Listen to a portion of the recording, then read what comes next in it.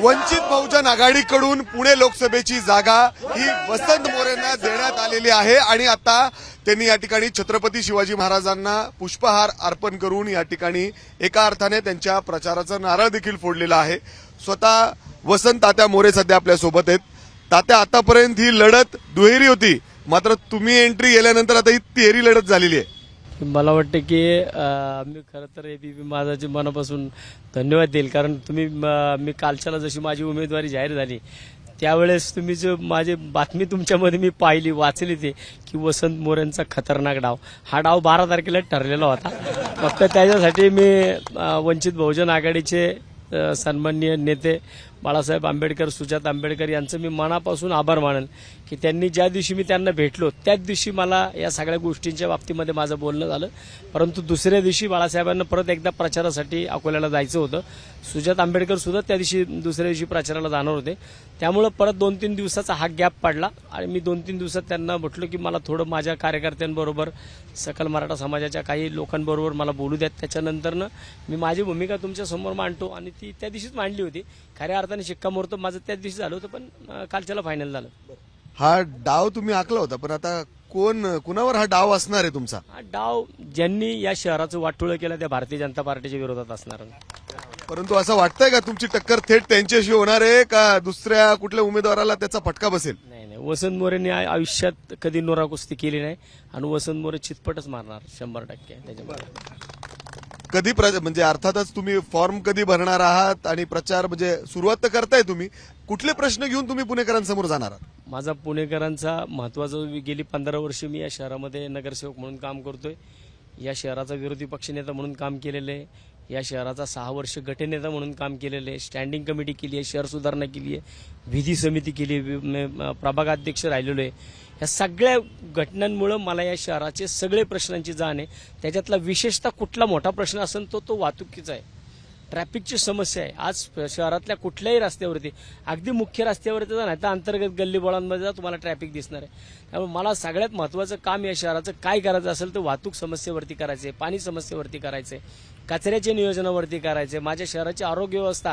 कालच्याला आपण ससून रुग्णालयात पाहिलं असेल की एका रुग्णाचं कान, डोकं एक खाल्लं उंदराने, ही इतकी घाणेरडी आरोग्य व्यवस्था शहरामध्ये झालेली आहे। या आरोग्य व्यवस्थेवरती मला काम करायचंय। तात्या, तुम्हाला वाटतं का खरं तर अचानक तुम्ही एक पक्ष सोडला आणि या पक्षात आज आलात आणि लगेच उमेदवारी तुम्हाला मिळाली, या पक्षात सुद्धा बरेच लोक नाराज असतील जे रेसमध्ये असतील, अचानक तुम्हाला येताच उमेदवारी? असं कुणी वंचित बहुजन आघाडीमध्ये नाराज नाहीये, कारण मला असं वाटतं की अगदी शहराध्यक्ष असतील, सागर आल्हाट सारखा कार्यकर्ता असेल किंवा वंचित बहुजन आघाडीचे जेवढे नेते आहेत, मला वाटतं की मी उमेदवारी घेण्याच्या अगोदर ज्यावेळेस मी बाळासाहेबांना भेटलो त्यावेळेस माझ्यापेक्षा जास्त आनंद कुणाला झाला असं नाही, या कार्यकर्त्यांना झालेला आहे। म्हणजे पुण्यातल्या कार्यकर्त्यांना झालेलं आहे की त्यांना वाटलं की ह्या प्रत्येक कार्यकर्त्याला वाटतं की मी वसंत मोरे। त्यामुळे ही निवडणूक ही प्रत्येक वंचित बहुजन आघाडीच्या कार्यकर्त्याची ही स्वतःची निवडणूक असणार आहे। त्या प्रत्येक कार्यकर्त्याला वाटणार आहे की मी खासदार होणार आहे। त्यामुळे मला वाटतं की माझ्या मागा उभा असणारा एकही वंचित बहुजन आघाडी सकल मराठा संघ कुठलाही कार्यकर्ता नाराज नाही आहे।